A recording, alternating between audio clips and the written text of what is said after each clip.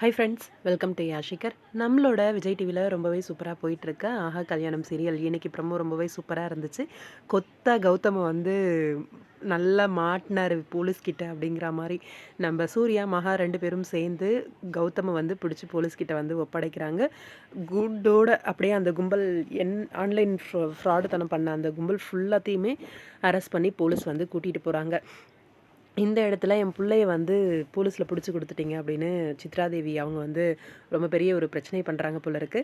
அந்த பிரச்சனைக்கு இங்கே நம்ம தாத்தா ரொம்பவே கோவப்பட்டு வீட்டை விட்டு வெளியில் போகணும் சித்ராதேவி அப்படிங்கிற மாதிரி சொல்லிடுறாங்க. வீட்டை விட்டு வெளியிலையும் போயிடுறாங்க. இதில் என்ன ஒரு வருத்தம் அப்படின்னா, தாத்தா இது வரைக்கும் ஆடிட்டர் ஸ்ரீ அவர் தான் வந்து தாத்தா கேரக்டர் பண்ணிட்டு இருந்தாரு. ரொம்பவே சூப்பராக வந்து ப்ளே பண்ணிட்டு இருந்தாரு. சடனாக வந்து அவரோட கேரக்டரை வந்து ரீப்ளேஸ்மெண்ட் பண்ணியிருக்காங்க. அதுவும் இன்னைக்கு ப்ரமோவில் தான் வந்து பார்த்தோம். அவரோட இப்போ கரண்ட்டாக நடிச்சிட்டு இருக்கார் இல்லையா, அவரோட பேர் வந்து மறந்து போச்சு எனக்கு. ஆல்ரெடி நம்மளோட விஜய் டிவிலேயே கார்த்திகேயனவேலி சீரியல் பார்த்துருப்பீங்கன்னு நினைக்கிறேன். அந்த சீரியலில் விஜயோட பெரியப்பா அப்படின்ற கேரக்டரில் வந்து ப்ளே பண்ணியிருப்பாரு. என்னாச்சு, ஆடிட்டர் ஸ்ரீ சார் வந்து ஏன் சீரியலை விட்டு விலகினாரு அப்படின்னு தெரியல.